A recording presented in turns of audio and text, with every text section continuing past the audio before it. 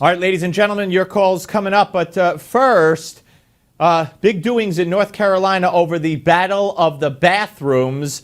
Our own Miranda Khan fills us in on what happened today. It's the battle of the dueling lawsuits, with the Justice Department now filing its own suit against North Carolina over its so-called bathroom law. This law provides no benefit to society. Attorney General Loretta Lynch, just hours after North Carolina's Governor Pat McCrory sued the federal government over the right to privacy in bathrooms. The feds gave North Carolina until Monday to scrap its controversial law, known as HB 2, or face legal action and risk losing nearly $5 billion in federal funding. The state law requires individuals to use public bathrooms listed on their birth certificates. I do not agree with their interpretation of federal law. McCrory says the Obama administration is sidestepping Congress, and the DOJ's claim that the North Carolina law violates the Civil Rights Act is an overreach. North Carolina passed the law back in March. Since then, it's faced criticism and threats for boycotts from Washington to Hollywood. This is not just a North Carolina issue. This is now a national issue. And it's an issue that many will be watching closely now, with both parties suing the other. Steve, back to you. Thank you very much. Loretta Lynch doesn't see how this is an issue. Really? Let's see her ever get caught in a bathroom with somebody who's pretending to be a woman because they want to get into the woman's bathroom, and she finds herself in there alone with that guy. I wonder what she'll say then. Probably nothing. All right, 877 Newsmax, 877-639-7629. Rich is in Chattanooga, Tennessee. Hello, Rich. Hi, Steve. How are you? Good. How are you? Good. My brother George from Batavia called you last week. Oh, great. I wanted to talk to you. Oh, yeah, we're big fans. Thank you. I still am in shock. People are not talking about when the Republicans gained control of the Senate and the House, and we were all excited, like finally we can stop these guys. And they voted with the Democrats, and this is why Donald Trump has been created. Well, I don't know that they voted. Wait, Rich. They didn't vote with the Democrats. The House did pass legislation.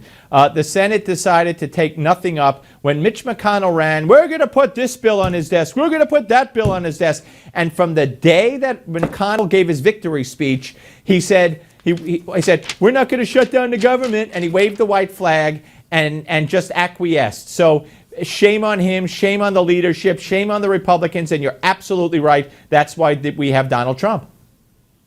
Isn't it sad, though? Because I was so excited. I watched all night the vote and everything, and I finally felt that we had a chance to stop all this crazy stuff like this bathroom stuff that's going on. The poor women, their girls are in danger now when they go into the bathrooms. This is what happens when the liberals get everything they want. Well, Rich, I'm sure you know Donald Trump is in line with the Justice Department, apparently, because he said the bathroom issue is no big deal. But I thank you. I want to go to Shirley from Wellington, Utah. Shirley, short time, but it's better than no time. Go ahead. You're on. Hi. Thanks, Steve, for taking my call. You're welcome. I want to agree 100% with the last caller, and I also want to state that whatever their DNA says, that's what they are. Right, by birth. That's what they're saying in North Carolina. Whatever the birth certificate says, then that's what you are. And to just say anybody could use any bathroom or locker room or restroom or facility is a recipe for disaster. Thank you very much, Shirley. Okay, folks, I want you to watch this from Barack Obama on Mother's Day. I hope you'll also take a moment to say thank you to the women in your life who love you in that special way moms do. Biological moms, adoptive moms, and foster moms, single moms, grandmas, godmothers, aunts, mentors, whomever you think of when you think of Mother's Day. All right, ladies and gentlemen, we're giving you Gimme 5 here on the Steve Malzberg Show. All right, so it was Mother's Day. I hope you all had a great one, as I said at the onset of the show. But let me talk to you about this recorded message, the presidential message on Mother's Day. He gets political, of course he does.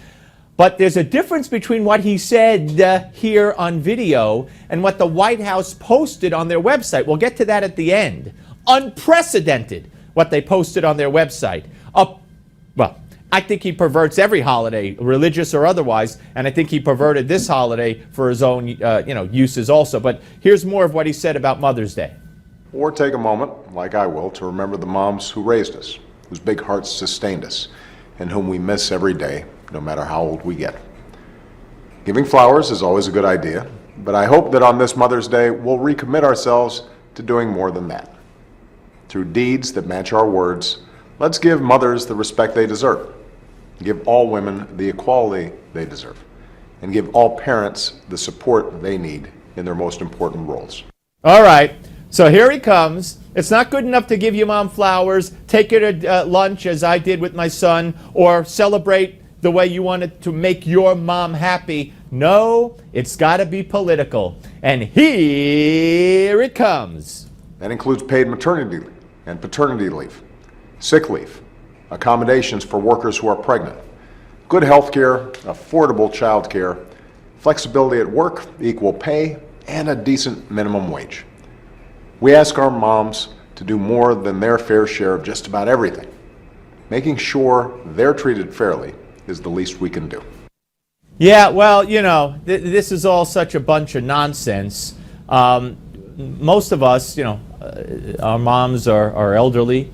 It has nothing to do with our moms. But even if if you're a kid and your mom is working, or you're a young adult and your mom is working, the President of the United States at the White House doesn't do this equal work for equal pay garbage. Hillary Clinton at the Clinton Foundation doesn't do this equal work for equal pay garbage. And neither did Hillary Clinton when she was a senator. Her Senate staff didn't do this equal work for equal pay garbage, because it is garbage. It's a made-up issue. It's a red herring. It's impossible. Unless you said this job will pay this amount to no matter who has it, no matter how long they've been there, no matter what their education is, what their background is, no matter what they've done before, unless everybody gets paid the same. Hey, I got an idea, Barack. Why don't we live in the same size homes with the same type of car and make the same amount of money? Isn't that your utopia? Unbelievable. Anyway, so there hasn't been one holiday, religious or otherwise, that this man hasn't perverted for his own political purposes, and it makes me sick. You want more? We got more. The idea of setting aside a Sunday in May for our mothers became an official holiday with a congressional resolution a little more than 100 years ago. They did it on May 8th, the same day we'll celebrate Mother's Day this year. If Congress can make a holiday, surely they can back it up with the things that give it meaning. After all, that's what my mother taught me. I couldn't just say I was going to do the right thing or say I agreed with it on principle. I'd actually do it. I don't believe that for 1 second. Not for 1 second. That's less credible than he's a Chicago White Sox fan. Please, don't get me started. Now, here's the real interesting part of all this. The real interesting part of all this, ladies and gentlemen. Look at what they posted on the White House website for Mother's Day. The President's White House Declaration for Mother's Day. Mother's Day, we celebrate those who were first to welcome us into the world, performing the most important work there is. Mothers, biological, foster, or adoptive, are our first role models and earliest motivators. They balance enormous responsibilities and shape who we become as adults, their lessons guiding us through life. Now, that's about what he said on video that you just saw. But here's what he didn't put on video, but he stuck in here in unprecedented fashion. Watch, look. Regardless of sexual orientation, gender identity, or marital status, mothers have always moved our nation, blah, blah, blah, blah, blah, blah, blah. So he's talking about transgender mothers. Didn't have the guts to say it in what we just played for you. But he's perverted this holiday even further to talking about transsexual mothers. What percentage of the population do you think that is? There was a character on Superman once. A guy came from outer space and he was an outcast. They called him 000-1. Maybe it's a little more than that. John Bachman's next with the latest news. Thanks for watching.